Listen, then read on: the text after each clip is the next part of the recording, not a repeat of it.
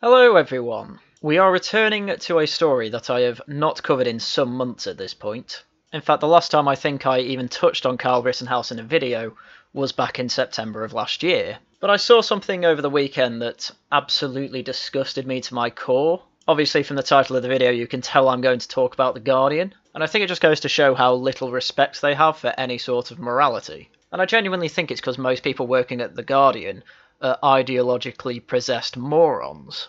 I've read enough articles over nearly 2 years of doing Laughing at The Guardian to know that some of the things that the editors have let through there can only come from being ideologically possessed or being a moron, or, as I've concluded, they're both. So without further ado, we should get into it. US police and public officials donated to Kyle Rittenhouse, data breach reveals. Officers and officials also donated to fundraisers of far-right activists and fellow officers accused of shooting black Americans.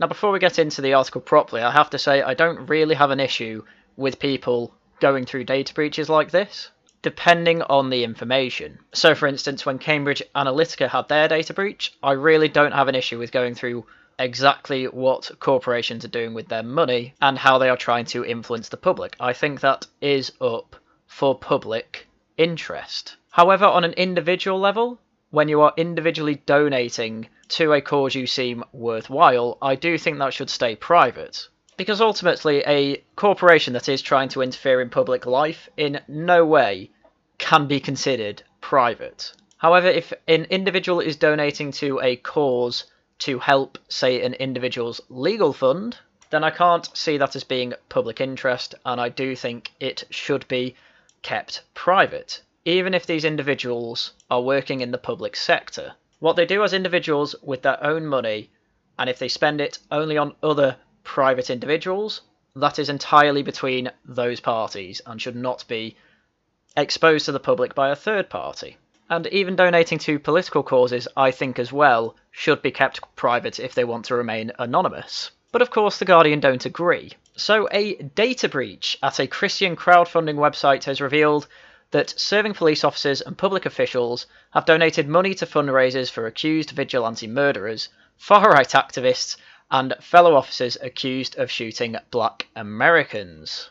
I mean, this first paragraph alone has me blown away. The accused vigilante murderer is obviously Carl Rittenhouse. Far-right activists, that could be anyone from Andy No, who is left-wing by the way, to Alex Jones, who still isn't far-right by the way. I don't even know if I'm allowed to say that on YouTube. I'm going to keep it in by the way.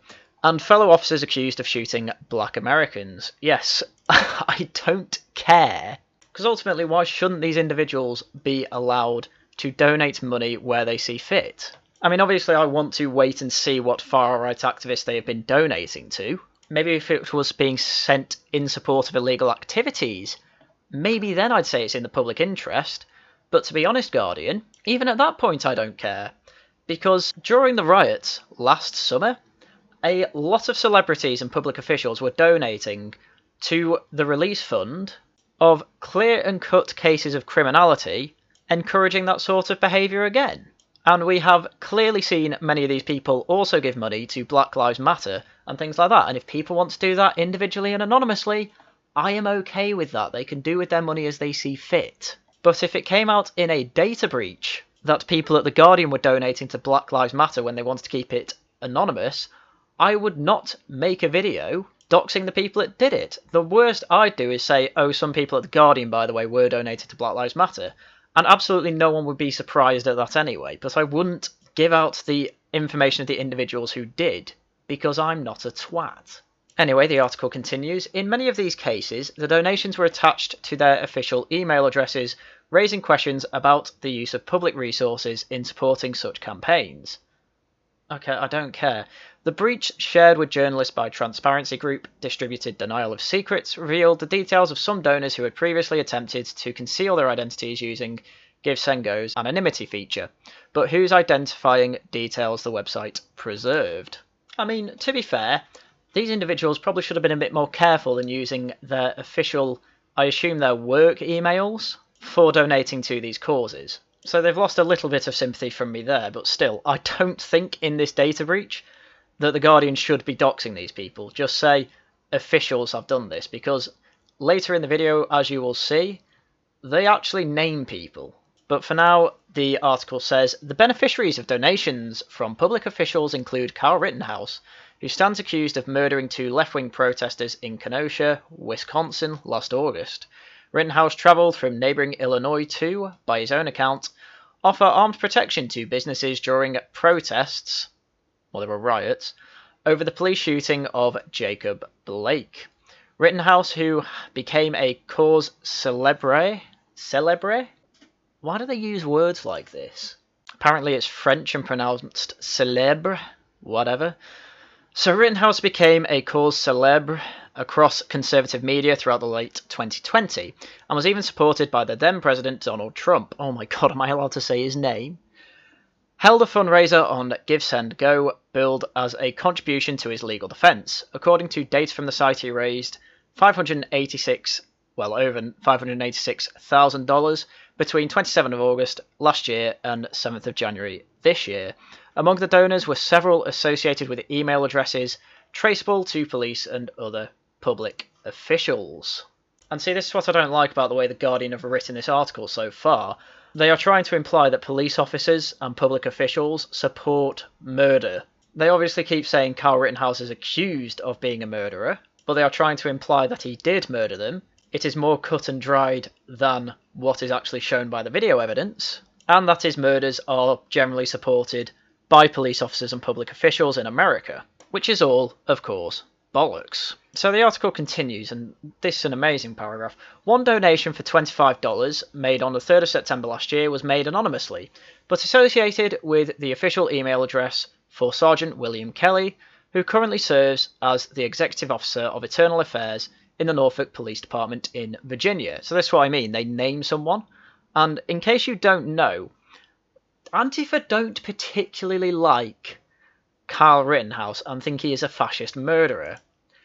And given that they call everyone fascist, for people that actually support someone they consider a fascist murderer, they are not going to be happy with him. On screen now is what Andy No saw one Halloween after he started covering Antifa being the violent twats that they are. And this is one of many pictures he has of outside his home being stalked by Antifa thugs. Now, The Guardian is one of those papers that denies that Antifa in any way is organised. And whether organised or not, they should know that these things are going to happen to people they name. We are in a time where we have to be careful about this, because it seems that leftist agitators are very rarely put in situations that Kyle Rittenhouse finds himself in now, i.e. they get away with a lot of criminality. So I wouldn't be surprised if this sergeant now has to move house or have extra protections on him because he has been named like this. But I wouldn't be surprised if The Guardian didn't care or say he deserves it because they think he is a far-right fascist or something like that. But the reporting on what this sergeant donated doesn't stop there. That donation also carried a comment reading, "God bless, thank you for your courage, keep your head up, you've done nothing wrong," which is completely correct. The comment continued, "Every rank and file police officer supports you. Don't be discouraged by the actions of the political class of law enforcement leadership." Yes, this is a good comment. I can appreciate this from this sergeant. But as I mentioned before, The Guardian are going to take this as police officials approve murder. No, they approve of self-defense and due process, as every civilised person should. And to be honest, the rest of this article from The Guardian is literally just some paragraphs pointing out, oh, a paramedic in Utah gave him a tenner, who they name, by the way. And a lot of other paragraphs are of The Guardian naming people and departments who were donating to other legal funds to do with other incidents of police shootings. I mean, I am not surprised, Guardian, that police officers donate to each other's legal funds. If anyone understands how hard the job of a police officer is, it is other police officers. But other paragraphs just seem to be there so that The Guardian can point out how terrible they think some of the people donating are. Another anonymous donation of $400 was attributed in site data to an email linked to Chris Anderson and carried the comment, "I think that Chief Acevedo is part of the unrecognised form of police corruption that Chris Anderson wrote about in his book. Hang in there, guys. So, he means himself. Anderson's book, The Sniper Hunting of a Serial Killer, A True Story, purports to tell the story of the hunt for a serial killer by Houston police at a time when the United States was experiencing a wave of civil discontent regarding the unwarranted shooting, either true or perceived, of black men by law enforcement, the Black Lives Matter era. So in Anderson's fictional book, it seems that he has created a world that seems to support Black Lives Matter's worldview, so I don't see why The Guardian don't like him, until you get to this bit. In his Amazon bio, Anderson describes himself as a 39-year-old veteran of the Houston Police Department, and as having worked in roles including homicide detective, supervising a SWAT team, and internal affairs. I mean, The Guardian just seems to be directly against the police in the US, which makes sense because they think they're all racist. And just so The Guardian lets you know just how bad this website is, they point out at the end, The Guardian previously reported on the use of the site for fundraising purposes for far-right groups like the Proud Boys, who have been banned from other crowdfunding platforms after violent incidents, including the alleged participation of members of the group in an attack on the United States Capitol building on the 6th of January. What I do love about this paragraph is it just shows how disingenuous you have to be a left-wing reporter these days.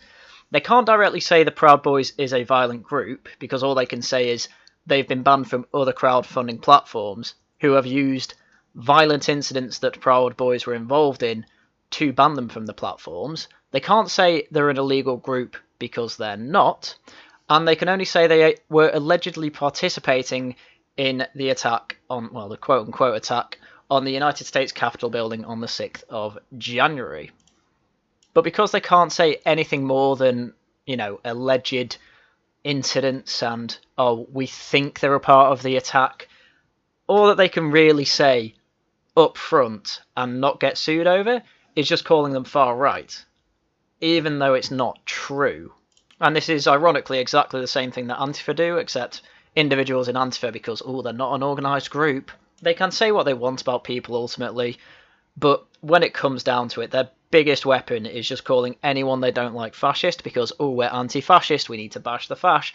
And this left-wing gay second-generation immigrant from Vietnam, he is fascist and far-right, we need to beat him. The thing with The Guardian is they think the same thing, they just don't say we need to physically beat them. Though when there are clear-cut cases of Antifa sympathisers or people directly in Antifa who commit terrorism or murder, and there are examples of this, such as the attack on the ICE facilities, or the guy who murdered the Patriot Prayer guy in Portland, complete silence from The Guardian. They don't report their names, they don't give full accounts of what happened, and they don't cover the court proceedings. But when it comes to Kyle Rittenhouse, who is only accused of murdering people and the trial is ongoing, they will do their best to make sure that anyone involved is smeared. And apparently in this case as well, doxed. And the problem with this is that it is completely signal boosted by every other left-wing rag.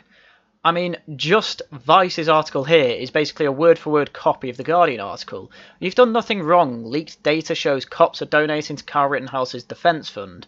Every rank-and-file officer supports you. Don't be discouraged by actions of the political class of law enforcement leadership. And the thing is, the Vice article also names the people who donated in almost the exact same order as the Guardian. Because that's all left-wing rags tend to do. One place like BuzzFeed finds a story about a piss dossier, and then the Guardian, Vice, The Independent, a load of other left-wing rags just start circle jerking about it and saying, isn't this terrible, Trump's done for, despite the fact that there is no primary source on this. At least in this case there is a primary source, and they're not posting false information. It's just the Guardian did something that I think is quite immoral, and now a load of other left-wing rags are doing it. And of course, exactly what we expect to happen happens when left-wing rags dox people and give out their names and personal information of people who want to remain anonymous because they gave to a cause that left-wing rags disagree with. Jason Nguyen of ABC News, he put out this tweet. A Utah paramedic, the one who gave $10, by the way, to Kyle Rittenhouse, donated to the defense fund of Kyle Rittenhouse. It was first reported in The Guardian this morning. Rittenhouse is accused of killing 2 protesters in Kenosha, Wisconsin. I tried to get the paramedic side of things. See the story tonight at 10 p.m. on ABC for Utah. This absolute bellend thinks that it is in any way a good idea to start doorstepping a paramedic for giving $10 to Kyle Rittenhouse just for his legal fees. Nothing about that is illegal. The problem ABC News have with this is that they think Kyle Rittenhouse is a Nazi and anyone who supports him is a Nazi. So they are probably going to ask him, why are you a Nazi? You're supposed to be saving people's lives. And I think that is disgusting.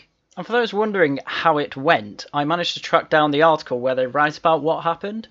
So after most of this article is just going through the background of, what I've already mentioned in this video, it says this: ABC4 News investigator Jason Nguyen went to Shepard's home to get his side of things, but those inside the home didn't want to talk. I wonder why. West Valley City officials tell us in a statement, we can confirm that Craig Shepard is an employee of the West Valley City Fire Department. We have become aware of a donation made using his government email account. We are conducting an investigation into this matter, however such donation would be representative of personal actions and not those of West Valley City. Yes, if you are donating to things personally, don't use your work email account. That is not a good idea. But apart from that, I don't think he did anything wrong. Maybe he should just get a warning from work telling him not to do it again. Shepard will not be placed on administrative leave during this investigation. It's not clear how long that will take. But this is the thing. I mean, it's perfectly legal to doorstep people. For journalists, it's just a very scummy thing to do, and I really don't like the idea of it. You see it with politicians all the time, especially in the UK. And 9 times out of 10, it's just the politician saying no comment, and get into the car as quickly as possible. And I don't know what else they expected to happen. But just the fact this guy is just a paramedic who gave $10 to Kyle Rittenhouse, that means that a national news organisation has to go to his house and interrogate him on why he did it. To me, that is a complete abuse of power. And ABC News should be ashamed of themselves, but for God's sake, they won't be, will they? They'll probably try it again. And if you think this just stops at news organisations going to home like this, then I'm afraid that you are being incredibly naive. Antifa go after Andy No just because he records exactly what they're doing. They are absolutely going to be going after people who they see as supporting fascist murderers, which Kyle Rittenhouse obviously isn't. So I wouldn't be surprised if most of these people either need to move home or be put under further protections, whether that be through their own means or the means of the local police.